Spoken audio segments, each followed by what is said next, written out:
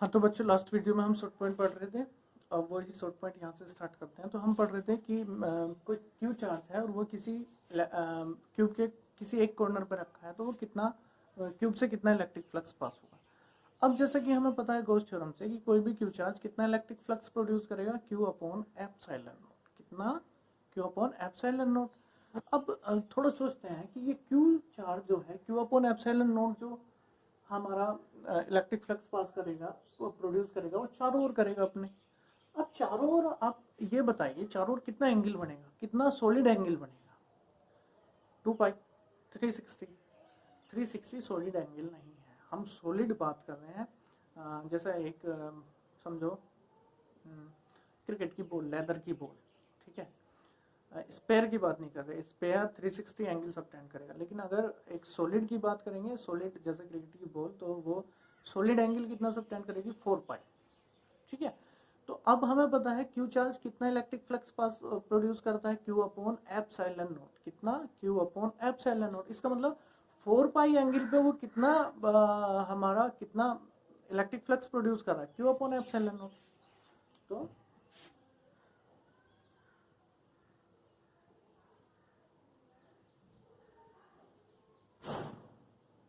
4 pi radian Q upon epsilon not, ठीक है। अब 1 रेडियन से निकालना, 1 रेडियन से निकालना Q upon epsilon not upon 4 pi radian, ठीक है। अब हमें इलेक्ट्रिक जो हमारा चार्ज है वो कॉर्नर पे रखा है किसी क्यूब के, तो यहाँ बच्चों ये एंगल बताओ आप, यहीं से तो इलेक्ट्रिक फ्लक्स पास होगा बस। तो ये एंगल कितना है? Pi by 2।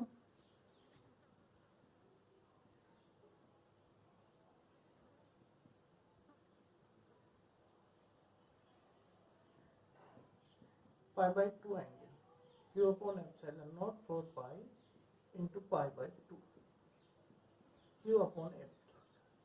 ये क्वेश्चन बहुत आया है बच्चों, और बहुत कंपटीशन में भी बहुत पूछा जाता है कि cube charge is place at the corner of one corner of cube, then what will be the electric flux pass through the cube. Cube से कितना इलेक्ट्रिक फ्लक्स पास होगा। फिर दोबारा समझो कि हमें पता है कि क्यू चार्ज कितना इलेक्ट्रिक फ्लक्स प्रोड्यूस करेगा, क्यू अपॉन एप्सिलॉन नॉट, और कितने एंगल पे प्रोड्यूस करेगा? 4 पाई रेडियन पे। क्यू अपॉन 1 रेडियन पे कितना प्रोड्यूस करेगा? 4 पाई को अपॉन में लेके। अब यहाँ पे हमारा एक फेस के यहाँ एंगल कितना है? Pi by 2। तो पाई बाई 2 पे कितना करेगा? क्यू अपॉन 8 एप्सिलॉन, ठीक है। अब दूसरा क्वेश्चन देखो, इस पे क्यूब पे क्या है कि if q charge is placed at one edge,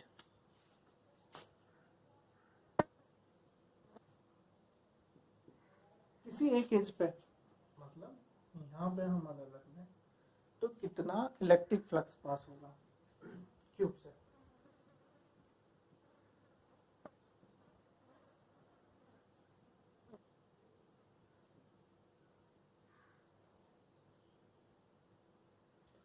ठीक है। अब क्यू चार्ज कितना इलेक्ट्रिक फ्लक्स प्रोड्यूस करेगा? Q upon epsilon not. अब ये देखो कि हमारा क्यू चार्ज जो है उसकी 1 एज पे रखा है। अब कितनी एज पे वो Q upon epsilon not electric flux produce करेगा? टोटल कितनी एज है क्यूब में? टोटल एज है 12। और 12 एज से कितना इलेक्ट्रिक फ्लक्स प्रोड्यूस करेगा? Q upon epsilon not. तो 1 एज से कितना प्रोड्यूस करेगा? Q upon 12 epsilon not. कितना? क्यू अपॉन 12 एप्सिलॉन नॉट, ठीक है। अब इसी तरह का एक क्वेश्चन है,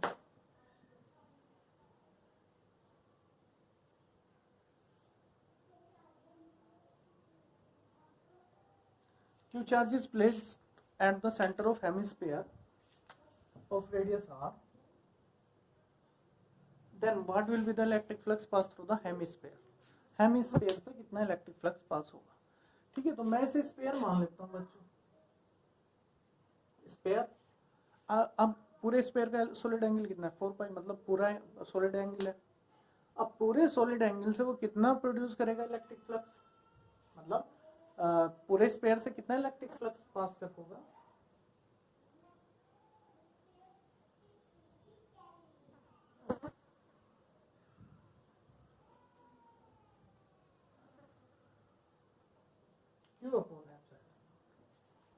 हेमिस्फीयर से कितना होगा?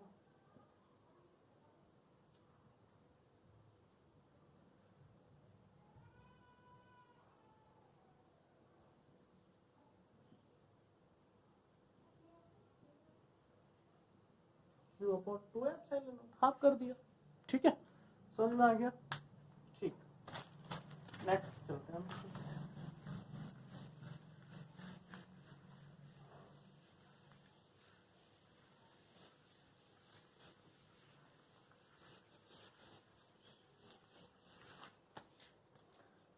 अब देखो equilibrium of a drop, oil drop और liquid drop between two plates, two charge plates.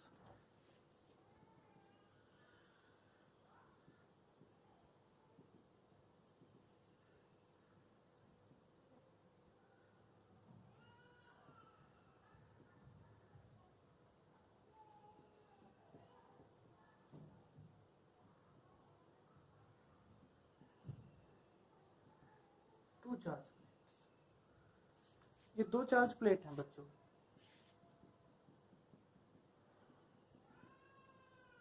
और ये कोई ड्रॉप है। ड्रॉप का वेट तो आपको पता ही है, वेट किसी भी ऑब्जेक्ट का वेट हमेशा कैसे वर्क करेगा, downward.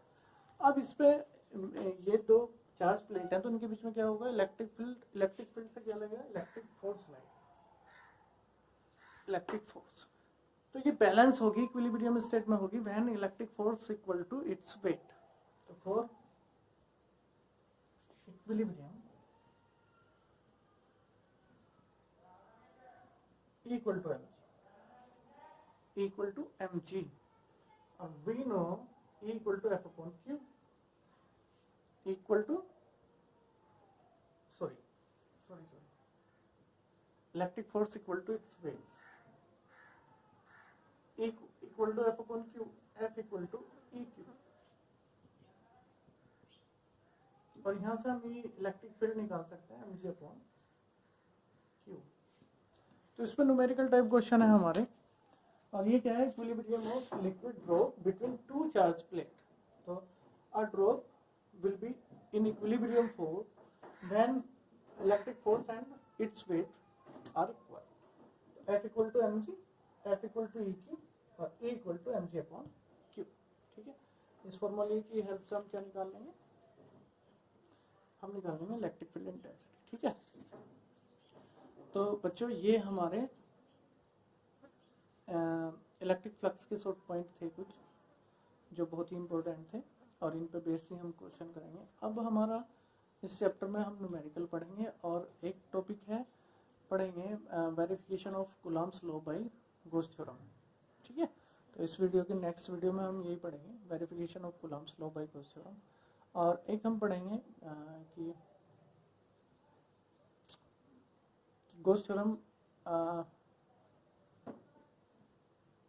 True when Coulomb's law is inverse square, कि जो गॉस थ्योरम है वो तभी ट्रू होगी जब हमारा Coulomb's law inverse square law है। वो प्रूफ करेंगे हम। ये दो क्वेश्चन भी बहुत एग्जाम में पूछे गए हैं।